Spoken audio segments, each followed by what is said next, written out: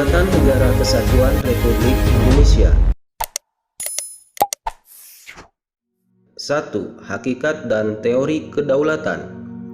Pengertian kedaulatan. Kata kedaulatan berasal dari bahasa Arab yaitu daulah, yang artinya kekuasaan tertinggi.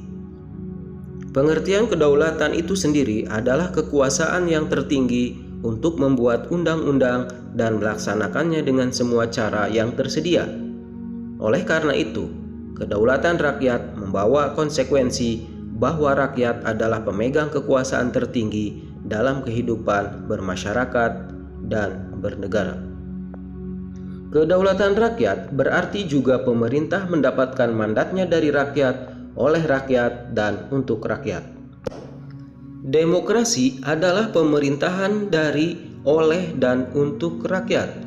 Keterlibatan rakyat dalam membentuk pemerintahan sebagai wujud pelaksanaan kedaulatan rakyat dilaksanakan melalui pemilihan umum. Pelaksanaan prinsip kedaulatan rakyat dapat dilakukan melalui demokrasi langsung dan demokrasi perwakilan. Demokrasi langsung bercirikan rakyat mengambil bagian secara pribadi dalam tindakan-tindakan dan pemberian suara untuk membahas serta mengesahkan undang-undang. Sementara itu, dalam demokrasi perwakilan, rakyat memilih warga lainnya sebagai wakil yang duduk di lembaga perwakilan rakyat untuk membahas dan mengesahkan undang-undang. Sifat-sifat kedaulatan.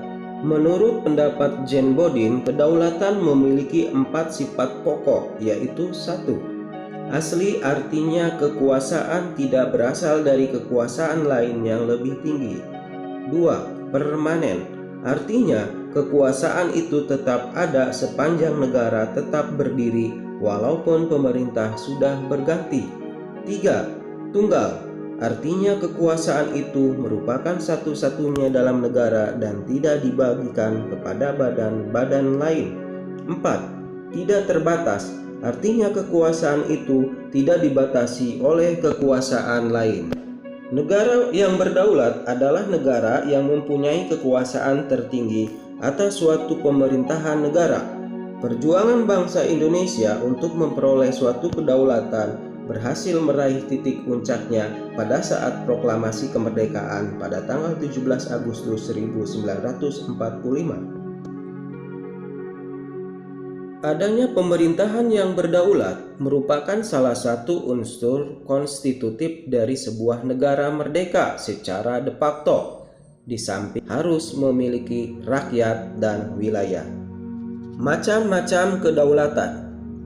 Kedaulatan atau kekuasaan tertinggi suatu negara terdiri atas 2 bentuk, yaitu kedaulatan ke dalam dan kedaulatan keluar. 1. Kedaulatan ke dalam berarti bahwa bangsa yang merdeka memiliki kekuasaan untuk menyusun dan mengatur organisasi pemerintahan sendiri menurut kehendak bangsanya sendiri, serta kekuasaan untuk mengelola semua yang ada di wilayahnya yang mengandung sumber daya alam baik di darat, laut maupun udara untuk kemakmuran rakyatnya tanpa campur tangan negara lain berdasarkan peraturan perundang-undangan yang berlaku. 2. Kedaulatan keluar berarti mempunyai kekuasaan untuk berhubungan dan bekerja sama dengan bangsa lain tanpa terikat oleh kekuasaan lain. Contoh pelaksanaan kedaulatan keluar antara lain mengadakan perjanjian dengan negara lain, menyatakan perang atau perdamaian, ikut serta dalam organisasi internasional, dan sebagainya. Teori kedaulatan. Terdapat beberapa teori kedaulatan dari beberapa ahli kenegaraan. 1. Teori kedaulatan Tuhan. Pelopor teori kedaulatan Tuhan antara lain Agustinus, Thomas Aquino, Friedrich Hegel, dan F.J. Stahl. Teori kedaulatan Tuhan merupakan teori kedaulatan yang pertama dalam sejarah. Teori ini mengajarkan bahwa negara dan pemerintah mendapat kekuasaan tertinggi dari Tuhan sebagai asal segala sesuatu atau causa prima. Menurut teori kedaulatan Tuhan, kekuasaan yang berasal dari Tuhan itu diberikan kepada tokoh-tokoh negara terpilih secara kodrati. Ini umumnya dianut oleh raja-raja yang mengaku sebagai keturunan dewa. Dua teori kedaulatan raja. Pada abad pertengahan, teori kedaulatan Tuhan berkembang menjadi teori kedaulatan raja yang menganggap bahwa raja bertanggung jawab terhadap dirinya sendiri. Kekuasaan raja yang berada di atas konstitusi. Seorang raja bahkan tidak perlu menaati hukum moral agama, justru karena statusnya sebagai representasi atau wakil Tuhan di dunia, maka pada saat itu kekuasaan raja berupa tirani bagi rakyatnya. Peletak dasar utama teori ini adalah Niccolo Machiavelli melalui karyanya Il Principe. Ia mengajarkan bahwa negara harus dipimpin oleh seorang raja yang memiliki kekuasaan mutlak. Sementara itu, Jane Bodin menyatakan bahwa kedaulatan negara memang dilambangkan dalam pribadi raja, namun raja tetap harus menghormati hukum kodrat, hukum antar bangsa, dan konstitusi kerajaan. Di Inggris, teori ini dikembangkan oleh Thomas Hobbes yang mengajarkan bahwa kekuasaan mutlak seorang raja justru diperlukan untuk mengatur negara dan menghindari homo homini lupus. Teori kedaulatan raja beranggapan bahwa kekuasaan tertinggi terletak di tangan raja sebagai penjelmaan kehendak Tuhan. Karena kedaulatan dimiliki para raja, akhirnya raja berkuasa dengan sewenang-wenang. 3. Teori kedaulatan negara. Menurut teori kedaulatan negara, kekuasaan terletak pada negara. Sumber kedaulatan adalah negara, yang merupakan lembaga tertinggi kehidupan suatu bangsa. Kedaulatan timbul bersamaan dengan berdirinya suatu negara. Hukum dan konstitusi lahir menurut kehendak negara dan diabadikan kepada kepentingan negara. Para penganut teori ini melaksanakan pemerintahan tirani. Hal tersebut terbukti melalui sikap kepala negara yang bertindak sebagai diktator. Peletak dasar teori ini antara lain Jane Bodin, Friedrich Hegel, Jacques Jelinek, George Jelinek, dan Paul Laven. Pengembangan teori Hegel menyebar di negara-negara komunis. 4. Teori kedaulatan hukum. Berdasarkan pemikiran teori kedaulatan hukum, kekuasaan pemerintah berasal dari hukum yang berlaku. Hukumlah baik tertulis maupun tidak tertulis yang membimbing kekuasaan pemerintah. Kekuasaan hukum merupakan kekuasaan tertinggi dalam negara. Hukum bersumber dari rasa keadilan dan kesadaran hukum. Negara melindungi hak-hak warga negara dan mewujudkan kesejahteraan umum. Etika normatif negara yang menjadikan hukum sebagai panglima, mewajibkan penegakan hukum dan penyelenggaraan negara dibatasi oleh hukum.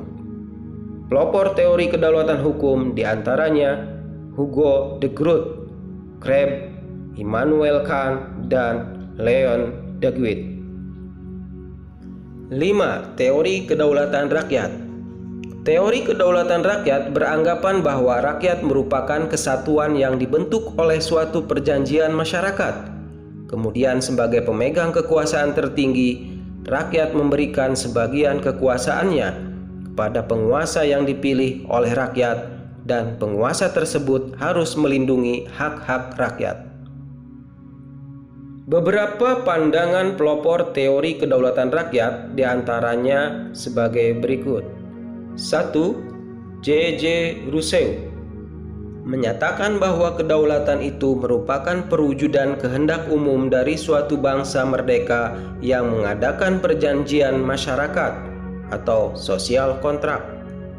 2. Johannes Althusius menyatakan bahwa setiap susunan pergaulan hidup manusia terjadi dari perjanjian masyarakat yang tunduk kepada kekuasaan, dan pemegang kekuasaan itu dipilih oleh rakyat.